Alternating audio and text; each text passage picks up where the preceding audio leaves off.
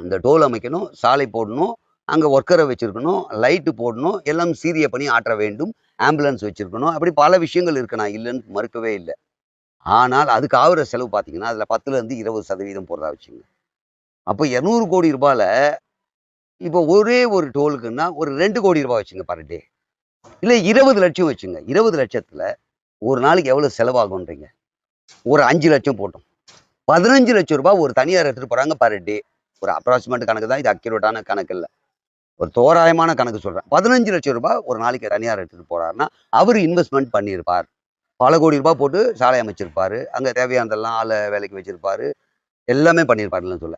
அப்ப அந்த இன்வெஸ்ட்மென்ட் பண்ணதுக்காக இத்தனை கோடி ரூபாய் அவருக்கு குடுக்குற நீங்க, கடன் வாங்கி மாநிலத்திற்காக கடன் வாங்குறீங்கல்ல, அது மாரி கடன் வாங்கி டோல போட்டு அரசு நடத்தலாம். அரசு நடத்தினாலும் நம்ம டோல குறை சொல்லுவோம். ஏன்னா, ஏற்கனவே வெஹிக்கிள் டாக்ஸ் கட்டுறோம். இதுக்கு வேற கட்டணுமான்னா, இப்பவும் கட்டின்னு தானே இருக்கோம் நாங்க. இத்தனைக்கும் அரசு நடத்தினா இன்னும் டாக்ஸ் டோல் ரேட்ட கம்மி பண்ண முடியும். இப்போ வந்து நெனச்சா ஒரு ரேட் ஃபிக்ஸ் பண்ணிக்கிறாங்க.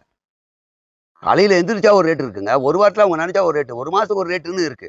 அப்போ அரசு இன்னும் டோல் ரேட்ட குறைக்க முடியும். வருமானமும் ஈட்ட முடியும்.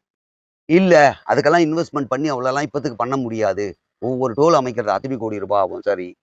எத்தனை டோல் அரசால அமைக்க முடியுமோ அத்தனையும் அமைச்சுட்டு போங்க ஆரம்பத்துல. இல்ல டோல் நடத்துறாங்க இல்லையா?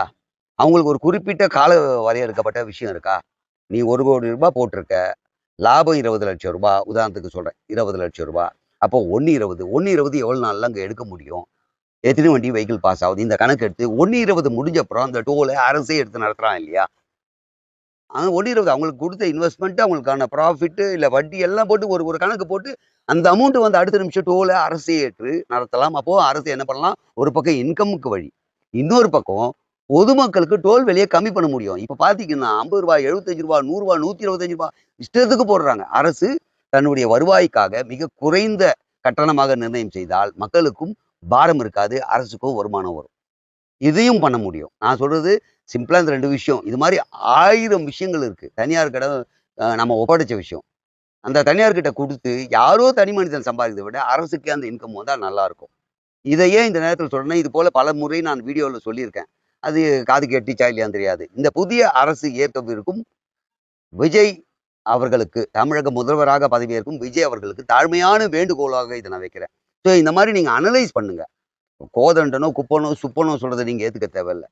அதை சார்ந்த அந்த துறை சார்ந்த அதிகாரிகளிடமும், ஐபிஎஸ் இடமும், ஐஏஎஸ் இடமும் கலந்து பேசுங்கள். எதுலெல்லாம் வருமானம் வரும், எது தனியார் வசம் குடுத்துட்டோம், எது வந்து தனியார் வசம் ஒப்படைச்சிருந்தாலும் அதுக்கு மிகப்பெரிய ஆள் பலமோ, அல்லது எதுவுமே பெரிய கஷ்டமில்லாத விஷயத்த கூட நீங்க எடுத்து பண்ணா நல்லாருக்கும்.